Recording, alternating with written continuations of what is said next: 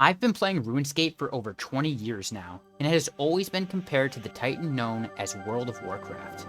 Never having the chance to play World of Warcraft during my childhood, by the time I set foot in Azeroth, it was completely different. Watching MadSeasonShow go into the world of Gilenor for the first time, completely blind, with zero guides, I was inspired. So welcome to playing World of Warcraft wrong. A blind playthrough with no guides, and certainly no add-ons. Hey guys, quick update before I begin the video. It seems that most viewers either do not have a preference or prefer the longer videos, so going forward I will try to make the videos about 50 minutes to an hour long. I also got a suggestion to add chapters to the video, so I've added timestamps in the description, and I also shortened the intro. Without further ado, let's start the video, and as always, thanks so much for watching. Last we left Bungleder, they just crossed the loading zone and entered Ironforge proper. As I make my way forward into Tinkertown, I find Noarn, who has lost contact with Bingles, a gnome pilot flying over Dun Morogh on a reconnaissance mission. It has been over a week since he made a report, and Noarn fears he has blown himself up. Bingles was last seen flying over the loch, and he asks us to investigate. I then notice Officer Porterhouse, who is similar to the officer we met in Stormwind, offering rewards for Alliance commendation signets. Reading the dialogue, however, I noticed they introduced themselves as Gnomergan exiles, which piqued my interest. Why were they exiled? Are there separate gnome factions vying for control over Gnomergan? This just gets me thinking once more about what exactly the Gnomergan incident was. I also discovered High Tinkerer Mechatork, King of the Gnomes, an elite level question mark boss. An interesting thing to note is that he is also part of the exiled faction. In fact, most gnomes I inspect around Tinkertown are. I explore around, finding the engineering center, then talk to Tinkmaster Oberspark, and begin to piece together what may have happened. He mentions that they are in market for a radiation elimination schematic. What did these gnomes do? Were they playing around with nuclear technology? Was the Gnomergan incident like Chernobyl? Is this why they are exiled? I don't know much about gnomes in this setting, and I'm not sure how obsessive they are in their work, but if they are anything like their other fantasy counterparts, where they build before they think, I can see a problem brewing. This could also explain why I haven't read much about gnomes, or found anything about their history. Did they blow it up? This is still just theory, but that one line about radiation elimination really stuck out to me. I also noticed, unlike the others, Noarn is not part of the exile. I find an alchemy station in the next room, a fireworks vendor, then make my way into the Hall of Explorers. While discovering, I can click items in chat to see what they are. I run inside and explore an empty house, see the library on the signpost and get a little too excited. Making my way inside, I find what reminds me of the Varrock Museum from RuneScape, and begin reading about the exhibits. The first one I find is a petrified talon of an ancient sun rock, found off the southern coast of Stranglethorn Vale. Apparently, they were featured prominently in Tauren mythology, and this talon suggests they truly existed. I talk with Laris Geardoddle, who I assume is a curator here, and he has a line of dialogue which I find rather intriguing. He mentions a rumor that many races share the same heritage as Night Elf. If I remember correctly, Night Elves, or the Kaldore, were a nocturnal humanoid race that evolved after being near the waters in the Well of Eternity. Is this perhaps suggesting that other races evolve after being close to the waters? I then inspect the fossilized eggs, discovering they originate from the sweltering wastes of the Tenorous Desert. Dating tests suggest they are over 1,000 years old and denote insectoid structure. Their origins cannot be discerned, and the species that laid the eggs still remain a mystery. Next, the skull of Tyrannostraz, as well as a few skeletal remains.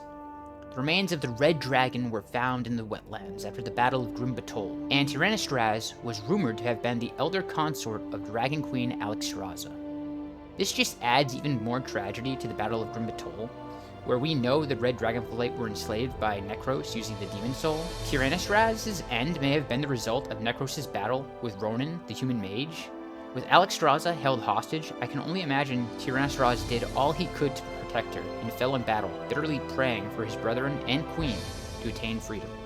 Next, I inspect saurial eggs, which were found in the remote rainforest of the Dun Morogh crater, which when hatched spawn an extremely venomous devilsaur.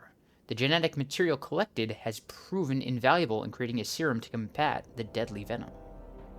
The amount of world building with just these few exhibits alone is already insane. We are learning so much more about the world and what monsters inhabit them. Stranglethorn Vale and its southern coasts may still hold aggressive rocks. The desert of Tanarus and a potential insectoid menace. A boneyard found in the wetlands after the Battle of Grimbatol, where the Wildhammers once lived. And finally, the remote rainforest of Dun Morogh crater, where highly venomous and deadly devilsaurs roam. It's like a sneak peek at what is to come. It gets me really hyped to eventually go out and look for these places.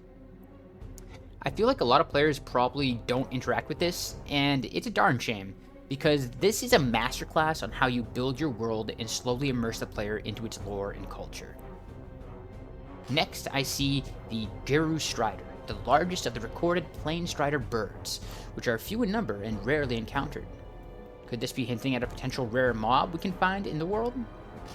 Tooth Gnasher's skeleton is up next, the legendary ram and wonder of Cosmodan. Even to this day, ecologists are unable to account for its freakish size or immense physical stamina, resulting in it being the subject of many tales in dwarven folklore. I find the display of a pterodon skeleton recovered from Dun Morogh crater, preserved for centuries beneath the soil, adding more variety to the dinosaur or the devilsaur theme to the location. The highborn astrolabe, which was recovered from the undersea ruins of Suramar and crafted by the highborn night elves, the Kaldore, nearly 12,000 years ago. Although the Kaldore were obsessed with magic and the occult, the device provides us with some insight into the ancient night elves' level of scientific understanding. Encountering the Uldaman relics, next we learn of the Uldaman excavation site and the craftsmanship of the ancient dwarven race. They even have remnants of horde technology from the Second War.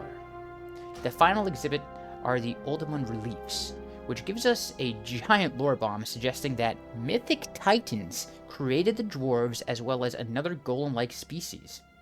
The dwarf lore was already good, but now they are introducing the idea of golem-like ancestors and mythical titans. That's just badass. I then finally go into the inner library and meet Prospector Stormpike and Librarian May Paledust, but neither have any dialogue for us.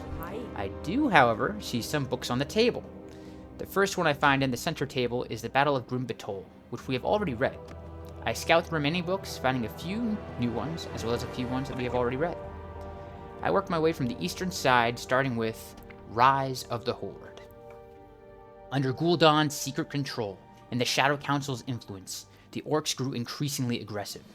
Honing their skills in brutal arenas, Durotan of the Frostwolf clan opposed this growing depravity, but stronger chieftains like Rom Hellscream embraced the new era of warfare. Kil'jaeden, ensuring the orcs' loyalty to the Burning Legion, had the Shadow Council summon Manaroth, whose blood most chieftains drank, enslaving them to rage and the Legion's will. Gul'dan united the clans into a single horde under Blackhand, a puppet war chief, and they nearly eradicated the Draenei. With no enemies left, Gul'dan feared the horde's bloodlust would lead to self-destruction. Kil'jaeden and Sargeras deemed the horde ready as the Burning Legion's ultimate weapon for vengeance. Alright, massive reveals with this one. We are introduced to the existence of the Shadow Council, the reason for Durotan's eventual exile, Kil'jaeden's potential true identity, Gul'dan's schemes, the Curse of Rage, and the horrible genocide of the Draenei. Although we don't get a direct reveal of who is part of the Shadow Council, I think it's clear to say Kil'jaeden, Gul'dan, and any other orc warlock were most likely members. We are given hints that perhaps the orcs were at one point a peaceful race, but once shown the way of war, they became addicted to it and embraced this new lifestyle.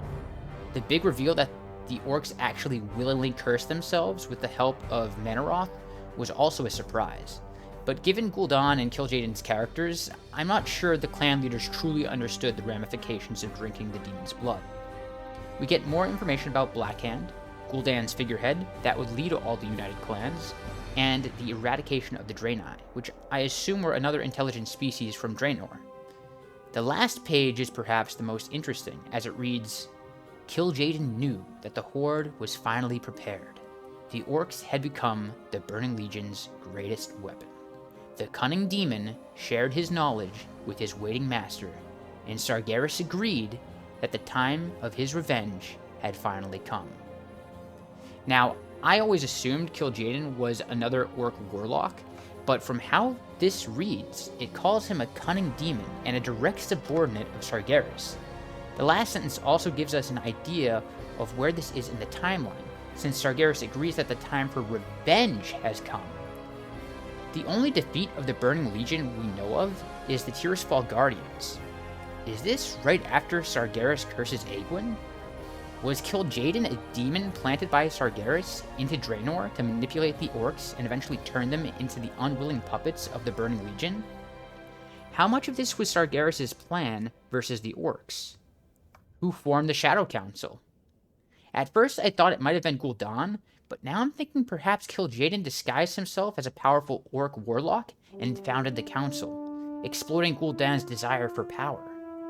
This also sheds some light on the power struggle between Ner'zhul, the eventual Lich King, and Kil'jaeden. We know that Ner'zhul was a powerful shaman, not a warlock, and after battling Khadgar, he wound up in Northrend being pursued by Illidan and Kil'jaeden. Did Ner'zhul figure out Kil'jaeden's true identity and purpose? How are Illidan and Kil'jaeden connected, if at all? They are both pursuing Ner'zhul, but perhaps they have different goals? At this point, I still don't have enough information to deliver a proper hypothesis, but I will say, I view the orcs much differently now. Although, like Arthas, they had a choice, how much of a choice did they really have? And how much information was hidden from them? It's a tragic tale of a once perhaps peaceful and spiritual race becoming the living embodiment of demonic forces. This also poses the question as to Thrall's innate abilities. Since Durotan didn't drink the demon blood, his tribe should have been free of the curse. Although we don't know too much about Thrall, we do know that he eventually leads the Horde, and he seems to have immense wisdom. Is this what the orcs were like before the violent arenas and the Curse of Rage? And if that's the case, how different are they from the allied races? Especially now that we know they have been freed from the curse. Why do the Horde and Alliance continue to fight? Is it simply the deep-seated hatred that the prior conflicts have instilled in them? Or is it something more? Well, we have more books to read. Maybe some of them hold answers. Next, the Old Gods and the Ordering of Azeroth. The Titans, unaware of Sargeras' mission to destroy their work, traveled across the universe, shaping planets, including a small world later called Azeroth. On Azeroth, they faced hostile elementals serving the evil Old Gods, who resisted the Titans' efforts to order the planet. The Titans waged war, defeating the elemental lords, Ragnaros, Therazane, Alakir, and Neptulon, and imprisoning the Old Gods deep beneath the surface. The elementals were banished to an abyssal plane, allowing nature to calm. The Titans then empowered races like the Earthen and Sea Giants to shape Azeroth's caverns, seas, and land, creating a single continent called Kalimdor. At its center, they formed the Well of Eternity, a lake of powerful energies that fostered life, enabling plants, trees, and creatures to thrive. Wow, okay. I was not expecting this.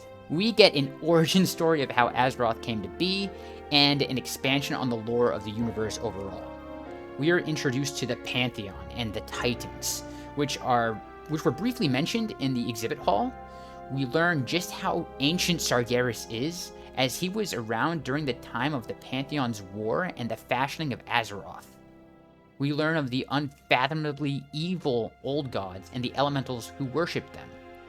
We learn of the most powerful elemental lieutenants, Ragnaros, the Fire Lord, Therazane, the Stone Mother, Alakir, the Wind Lord, Neptulon, the Tide Hunter, that are later sealed away in an abyssal plane. I feel like I'm going to need to make an encyclopedia just to remember all these names. We learn that there are 5 evil gods, and they are still chained beneath the earth. We learn of the Earthen, the golem-like race that the ancient dwarves mentioned, and explorers uncovered in Uldaman. The gentle sea giants, which helped dredge the seas and lift out the land from the seafloor. The Pantheon later created the Well of Eternity to foster life on the newly crafted continent, Kalimdor, also known as the Land of Eternal Starlight. This was a crazy read, and once again a beautiful world-building exercise. If these texts are to be believed, then the rumor that many races share the same heritage as Night Elves is easily explained, due to the most living things originating from the Well of Eternity.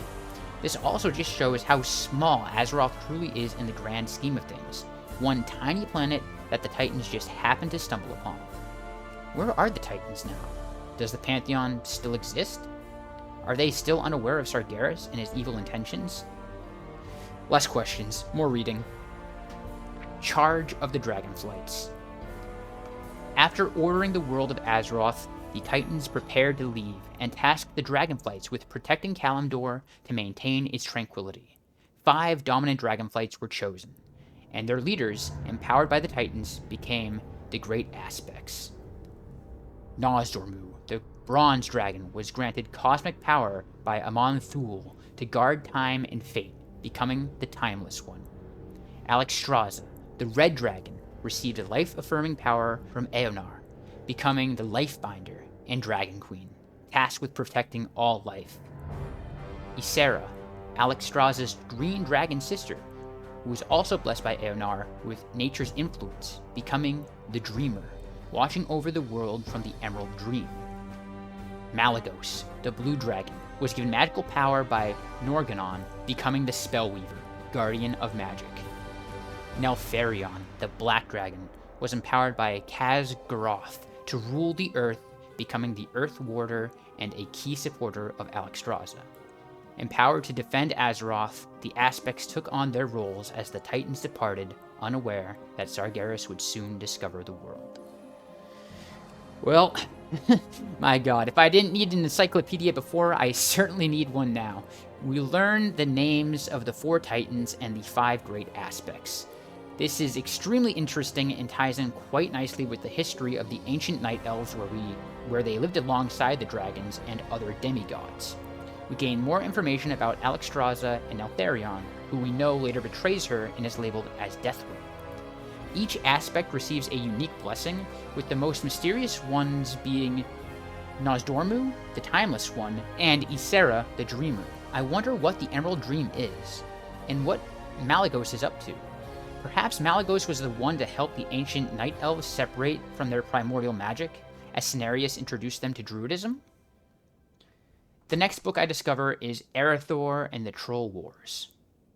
In ancient Lordaeron, while high elves battled trolls, the human Arathi tribes sought to unify rival human tribes against the growing troll threat. Over 6 years, the Arathi defeated and integrated other tribes, gaining their loyalty through offerings of peace and equality. They built the fortress city of Strom, establishing the nation of Erethdor under King Thoradin. As Erethdor prospered, humans flocked to Strom for safety. Initially reluctant to aid the elves, Thoradin learned of the trolls' vast armies through elven ambassadors from Kel'Thalas. In exchange for military support, the elves taught a select group of humans basic magic.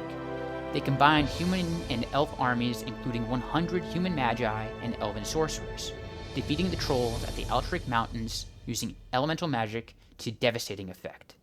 The trolls were routed, their armies destroyed, and their nation never recovered. The elves pledged loyalty to Erethdor and Thoradin's bloodline, fostering lasting peace between humans and elves. Ooh, we get some nice human and elf lore, learning that Erethdor was created after the human tribe's warring period, and it was the Arathi clan that unified them. We also see how the Troll Wars eventually led to the reclusive elves to finally seek aid from the humans, which nurtured peaceful relations between them in the coming ages. Discovering that humans learned magic from elves was also an interesting fact, but we didn't really get too much information on the trolls or their warbands. We only know that the warbands were numerous, and at one point they had a nation, but after their defeat in the Altric Mountains, they could never recover. Seeing how closely guarded the secrets of magic were back during this time period, and the fact that only 100 magi were needed to end the war of attrition is also pretty shocking. We know after this, Erethdor prospers and has its golden age, leading to the creation of Dalaran. I wonder just how much magic played a role in this, and also if perhaps the magi were persecuted, which led them to try to create their own nation. Was it the magi themselves that saw themselves as superior and segregated themselves from other humans? I mean, we saw what happened with the High Elves, and it wouldn't surprise me if humans followed a similar path. Just some more things to think about. The final book I find in the Dwarven Library is named Ironforge, The Awakening of the Dwarves. After the Titans left Azeroth, their creations, the Earthen, continued shaping and guarding the world's depths, uninterested in surface affairs. The implosion of the Well of Eternity deeply affected them, causing them to lose their identity and seal themselves in ancient Titan cities like Uldaman, Uldum, and Ulduar for nearly 8,000 years. When some Earthen awoke in Uldaman, they found their rocky forms had softened into mortal flesh, becoming dwarves. These dwarves left Uldaman and founded Khazmodan, a kingdom under the highest mountain, named in honor of the Titan Khaz'goroth.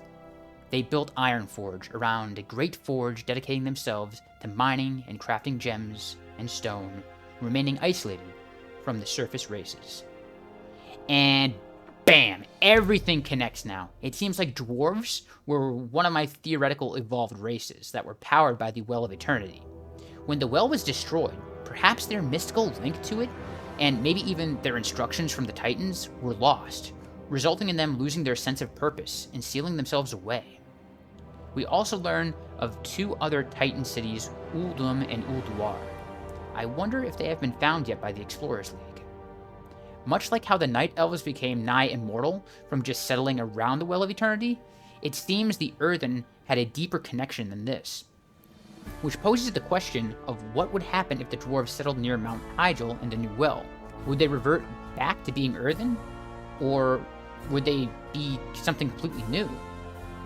Perhaps it won't have any effect on them at all, since it was only a small portion of what it once was. I know I'm going a bit on a tangent here, but this also makes me wonder what happened to the sea giants after the well imploded. Much like the Earthen, they were made by the Titans as well. Well, back on track. After 8,000 years, it seems only a select few Earthen awoke, and from none other than Uldaman, where the Explorers League now has an excavation site. This ties back to some of the exhibits we saw before and why the ancient dwarves are still unsure of their origins, but they do trace it back to Uldaman nonetheless. Why did only some of the Earthen become dwarves? What about Uldum or Ulduar? Are they still there, sleeping? The ancient dwarves also seem to either retain some of their memories or uncover some of the secrets within Uldaman, as when they were found in Khazmodan, they were aware of the Titan Khaz'goroth, naming their nation after him. The last passage also hints that they never came into contact or had very limited contact with surface races, as they preferred to remain isolated underground. I wonder when this changed. On my way out of the library, I'm still thinking about the races and their corresponding ages.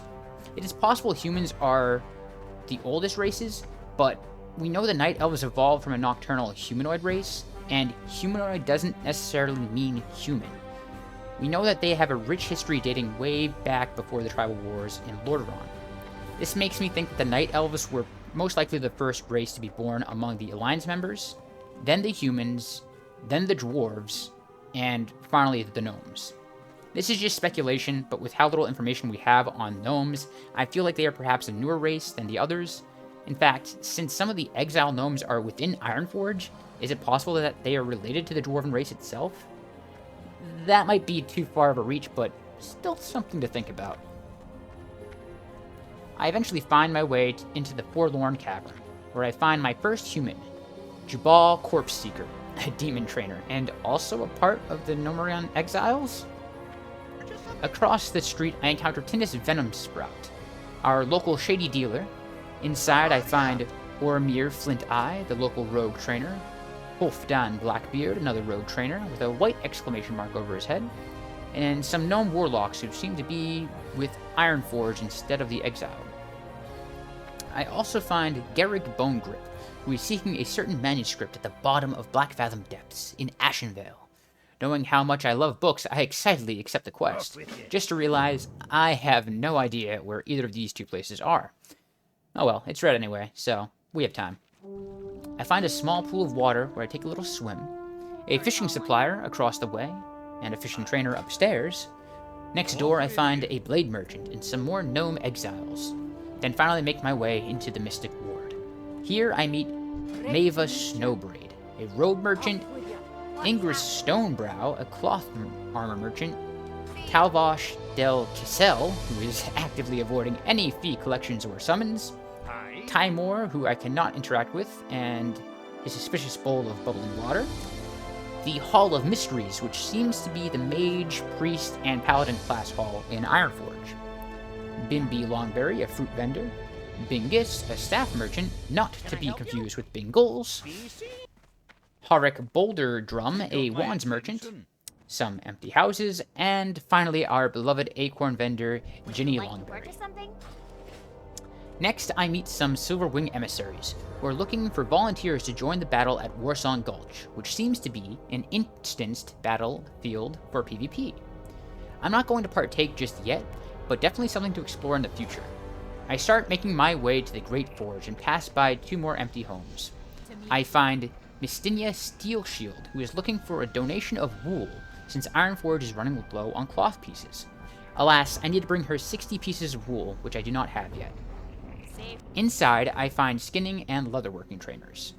Spotting Thimble Finespindle, an expert leatherworker and training in journeyman leatherworking. Next to him is Bombus Finespindle, who sells the recipe where you can make heavy leather balls and troll other players by filling their bag space. Next door, I find the tailoring supplier and trainers, Burbic Gear Spanner, a trade supplier, and the mining supplier and trainer within the Deep Mountain Mining Guild. I get excited walking into a house with lots of books and charts, but sadly nothing is interactable. I make my way to the center of the Great Forge, encountering blacksmith trainers and special weapon crafters, as well as the Great Anvil, which looks like some players are using. I wonder what they're making.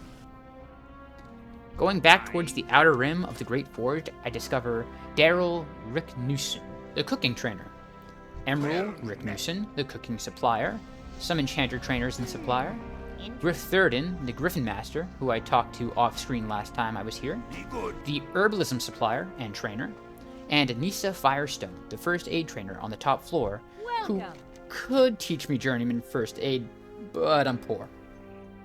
Making my way towards the commons, I spot Steel Fury's Weapon Emporium, which sells all manners of sword. The Vault of Ironforge is just next door, so I deposit my shinies. Then I explore the armor merchants, which only sell heavy armor. Journeying along the southern inner portion of the commons, I find Brillia Ironband, a general goods vendor, Vilius Fizzle Spinner, another trade supplier, and Pithwick, the glorious bag vendor. The remainder were empty houses leading to the military ward. But before venturing back into the military ward, I make a loop and explore the outer ring of the southern commons. Once more, all empty houses except for the workshop of Grand Mason Marbleston, who is part of the Royal Stonecutters Union. I take a moment to admire his work before moving on. The final building on the outer rim is the Visitor Center, where, just like in Stormwind, you can make a guild. Wanting to make sure I thoroughly explore Ironforge before leaving, I make my way towards the northern commons. Here, I find another acorn vendor, the Stonefire Tavern, where I can set my hearth. I loop around checking the inner ring of the northern commons, but don't find anything besides some nicely furnished homes. And roam around, making sure I didn't miss anything until I find myself back in the military ward. I go back into the Hall of Arms, seeing a quest icon. I talk with Alliance Brigadier General, who wants us to help the Silver Moon Sentinels and bring him back 3 Warsong Gulch Marks of Honor. Apparently, the forest forms a strategic barrier which defends Ashenvale, and without it, they fear it would be only a couple days before Astenar is annexed to the Barrens. Seeing as I plan to do some PvP later, I accept the quest, not to mention that sweet 11 silver, yum. After not finding Field Marshal Snowfall once more, I head to the gates of Ironforge, glimpsing upon the great giant statue as I make my way into Dun Morogh. I come to a fork in the road. Following the road northwest will take us to Gnomeregan, while our destination to deliver Stormpike's weapon, Loch Modan, is in the opposite direction. Although I am curious about Gnomergan, after just fully exploring a dwarven city, I don't feel like exploring another, ruined or not. Plus, I would probably get sidetracked and forget why I even came out here, so I follow this sign to Loch Modan. After traveling for a while and skinning any animal carcass I find on my way, I arrive at the North Gate Pass, which should lead us to the loch. After passing through the tunnel, I arrive at the North Gate outpost where I find Pilot Hammerfoot, who has lost his fellow siege engine pilot, Maury Hilldelve, in the hills. Oh, the irony. Apparently they were looking for a rare ore needed for their blast powder. However, now it has been days since Hilldelve left, and Hammerfoot is growing concerned due to the time he has been away, coupled with the beastly growls at night. So I accept the quest and head north deeper into the hills. After a short walk, I find Hilldelve's corpse and his journal detailing the vicious attack of Mangleclaw, a huge ice claw bear. Hilldelve's one final wish was revenge against Mangleclaw. As I prepare to track the beast, it actually just appears in the distance and starts making its way towards me. I take care of the savage bear and take its mangy claw as proof of my deeds. I return to Hammerfoot, giving him Hilldelve's journal and the mangy claw. He is sad to hear that Hilldelve is no more, but thanks us for our service to Ironforge and rewards us with a craftsman's dagger. I continue north, finding the entrance to Loch Modan and Algaz Station. Looks like the loch is more of a temperate climate as we say goodbye to the beautiful snow of Dun Morogh. Inside the station, we finally get to meet Mountaineer Stormpike. He is surprised to hear we came all the way from Stormwind. It seems the situation in the human lands has also reached the ears of the dwarves. I deliver his new axe, and he rewards me with a nice 7 silver. Before we head out to look for Bingles, Stormpike still has a few requests. He mentions the Silver Stream mine to the east, which has run dry long ago. It has been converted into a storage depot by the Miners' League, but kobolds have moved into the mines, blocking the League from retrieving their gear. Stormpike asks us to collect 4 loads of miners' gear and bring it back to him. Stormpike also asks for our help in bringing his request for a new shield back to Furin Longbeard, a dwarven blacksmith of great renown, if we find ourselves back in Stormwind. Promising another 6 silver for its delivery, I eagerly accept. I make my way east and find Silver Stream Mine, and a kobold geomancer which I am finally able to test my kick ability on. We clear the mine of kobolds and get the miner's gear that has been left behind. On the way back to Algaz Station, I take a look at Stormpike's request. He has very specific requirements for his shield, including studs made of silver and his name etched across the rim. After returning the miner's gear, Stormpike rewards us with a green mail chest piece, which sells for a nice 4 silver. I then start exploring Loch Modan, looking for any trace of Bingles, and find the loch proper. Swimming to the northern isle, I find a stone splinter settlement and look for any traces of Bingles, thinking perhaps he may have crashed here and was taken prisoner. As I stealth around, I see many different broken machines and parts, and find a central tent. I circle around and start taking out the stone splitters, nearing the tent, finding the kick ability to be very useful for stopping the shamans from healing, and nab myself a curved dagger of power. Some other players are also around, so I take advantage of their presence and sneak into the tent, but I only find a shaman. Not finding Bingles here, I head north to Stone Rot Dam, hoping someone has seen him. On my way up onto the dam, I spot a dark iron dwarf, and my anxiety spikes, remembering that they are slaves of the elemental fire lord, but I just ignore him and continue looking for Bingles.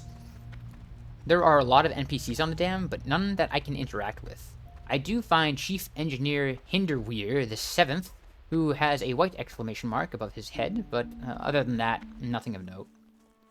I then start exploring the southern isles of the loch, looking for any sign of Bingles, but mostly find more stone splitters. On another island, I find a large amount of loch crocolisks being farmed by some fellow mages. Giving me permission to skin the bodies, I do just that. I even start looking under the sea, just in case if he crashed into the water, but still don't find any trace of Bingles. After another island of crocolisks and no sign of Bingles, I decide to hearth back to Westfall. I take a griffin back to Stormwind, learn how to use a crossbow off-screen, and deliver Stormpike's order to Furin Longbeard in the center of the Dwarven district. He thanks us for delivering the request and pays us a handsome 6 silver, dinging to level 15. After looking at my 4.76% parry chance and the cool proc ability of Riposte in the next line of talents, I decide to invest in deflection. Hi, you're a tall one. A little to the north, I find Shoni, the Shilint, who informs us that Gnomeregan has fallen under control of Trogs, and they need a function goblin shredder which can be found in the dead mines to open the way for a gnomish assault. Interesting. So it seems both my speculations were wrong. The city isn't in ruins, and there doesn't seem to be different factions of gnomes vying for control over Gnomeregan, but rather it fell under Trogs' control most likely after whatever incident occurred. I guess it's a good thing I didn't visit Gnomeregan. From the sounds of it, I would have been walking into an enemy fortress. Also, this is the second mention of the Dead Mines, which I still don't know the location of, but I have a pretty good guess it is somewhere in Westfall, according to the other NPC dialogue. Seeing as I am not dirt poor anymore, I decided to stop by the Cathedral Light to train in my first aid up to Journeyman. I then start looking everywhere in Stormwind for the crossbow shop, which I totally forgot the location of, and stumble upon Wilder Thistlenettle, who tells us of his woes in a vast mine in Westfall hidden beneath a barn in Moonbrook. Thieves seem to have taken it over, and the mine tunnel collapsed on Wilder and his company. Wilder was able to get out, but his company, including his brother, were not. And he asks us to go look for them. If we can't find them, even the Explorers League badge would at least give him some peace of mind. Did we just stumble onto information revealing the location of the Dead Mines? I'm really curious to see if these Dead Mines thieves are the Defias Brotherhood or another organization altogether. Previously, I assumed they were Defias, and I still do hold that belief, but it is possible that this is a separate force. In addition to finding his brother's badge, Wilder also asks us to bring back any Miners' Union cards I happen to find if my adventures bring me into that wing of the mine in Moonbrook. And back to looking for the crossbow shop. It takes me a while, but I finally find it right next to Wu Ping, who taught me how to use them. I'm stupid. Well met. After finally getting my crossbow, I hitch a ride back to Westfall, eager to try it out. I should note that the range is the same as the throwing daggers, and the only difference is the 1-second activation for the attack. When I return, I see that I can make some upgrades to my armor, and craft embossed leather, boots, gloves, and a cloak. I also level my first aid some more by making heavy linen bandages. Still missing 2 Gore-Tusk livers, I start using my crossbow to hunt them. The crossbow is definitely stronger, but I can only get off 1 shot. I'll need to be able to get off at least 2 shots if I want it to be better than my throwing knives. I keep at it, but it looks like I can only get off 1 shot. I then discover Moisen Farm, where I spy some Defias. Seeing as I still need 12 more kills for each type of enemy, I start killing those in the area. I then get myself into a ranged battle with a Defias smuggler, but I do discover something interesting. If I use the shoot ability when there is 1 second left on the cooldown, it begins the attack. With this realization, I am able to get off 2 crossbow shots on most mobs with ease now, making it worth the switch. After killing all the Defias in the area, I head north to Jangalode Mine and find even more, so I start clean up there, training my crossbow skill. All the while, I enter the mine and see a kobold digger. This instantly sets off some flags in my mind, as we saw Defias outside the mine, and now we see kobolds inside. My conspiracy theory mind begins to reinforce my speculation that the Defias are in fact working together with the kobolds. This is even further reinforced when I see Defias in the mines as well. Later, I even see Defias roaming around with kobolds, but just because mobs don't attack each other, that doesn't necessarily mean that they are allied. I mean, I don't think the wild bears and the wild leopards in Dun Morogh were allies. They were just aggressive mobs and would both jump at me at the same time. In fact, I'm not even sure if WoW Classic has the technology for enemies to fight each other like that. I spot a rare Master Digger in the furthest reaches of the mine, and pull him with my crossbow.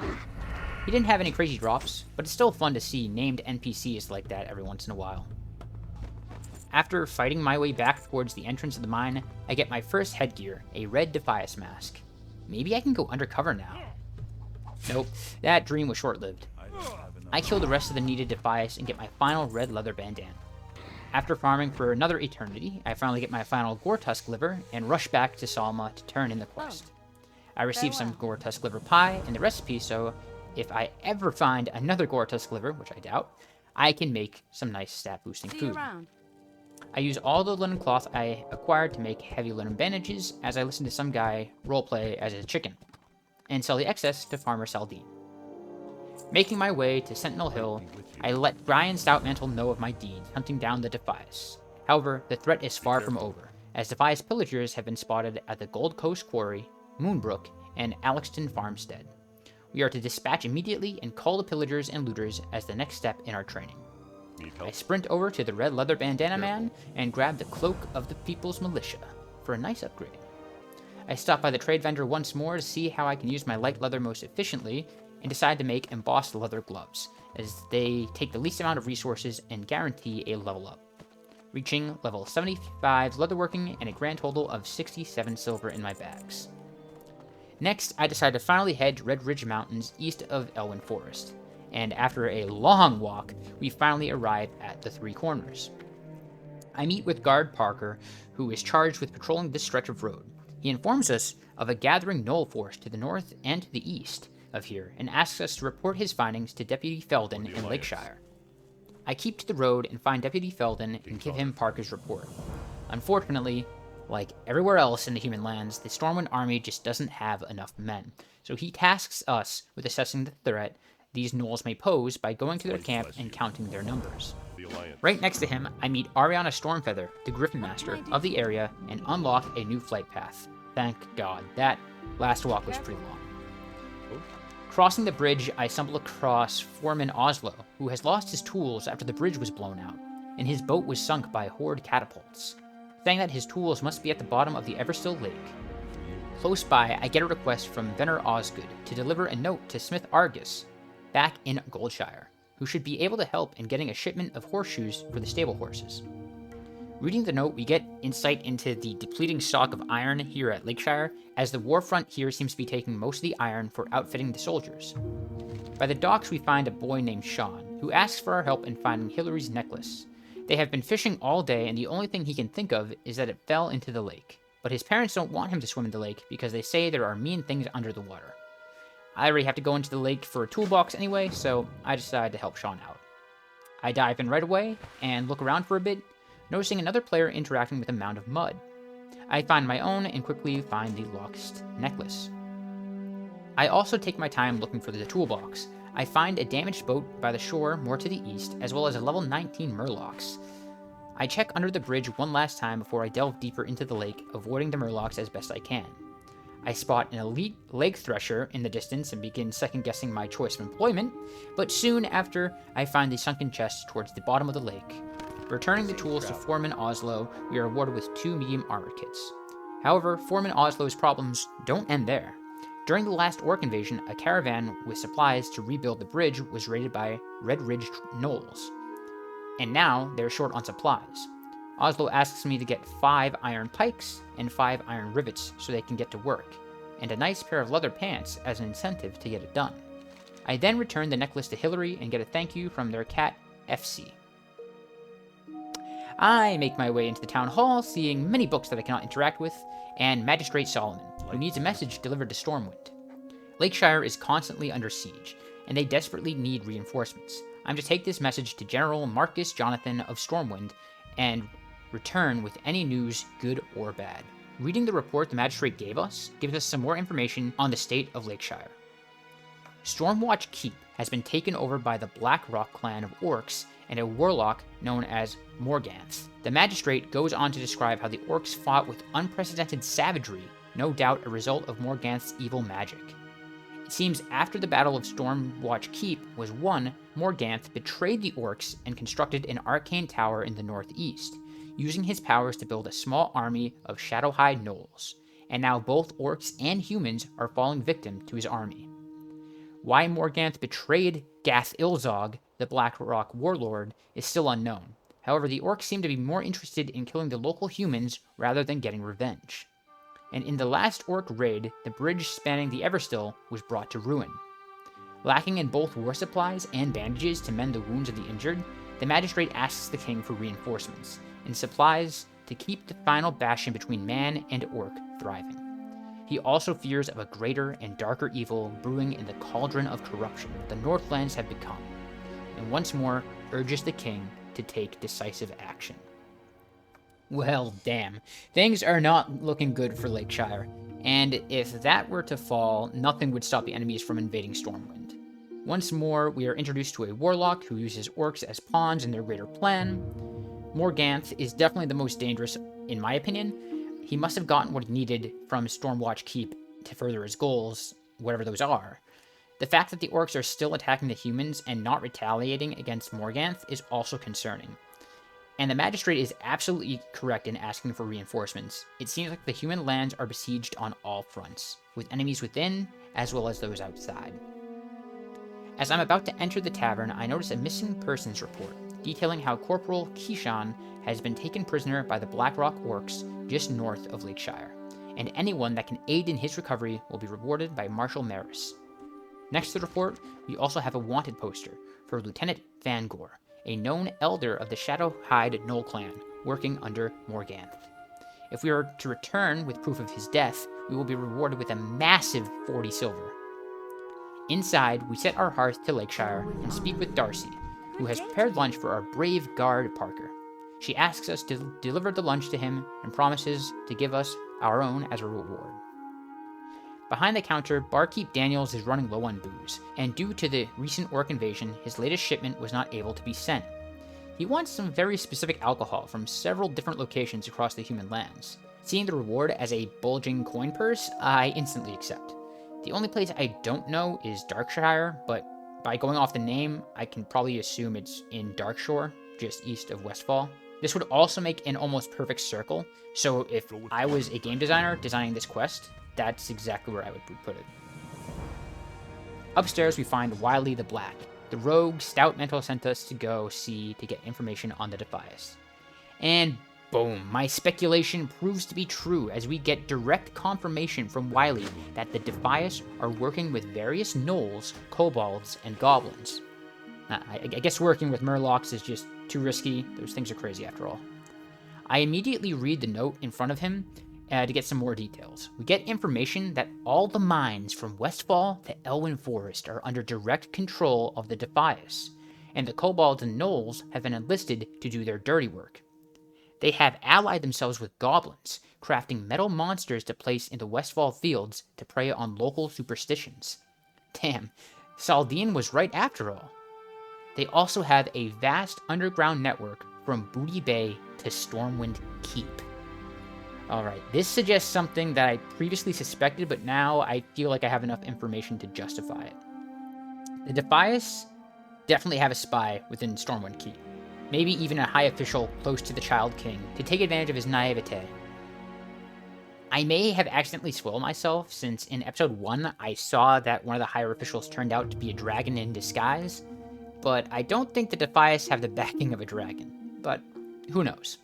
I think it is probably someone else, and the reason the kingdom abandoned Westfall is most likely because that person is either keeping information away from the king, or advising the king that time would be wasted in Westfall, where there are so many other places that need help. But it doesn't end there. Wiley's note also informs us that they are working on a WMD, and scoffs at Stoutmantle's naivety, thinking this was about pumpkin farms and vineyards.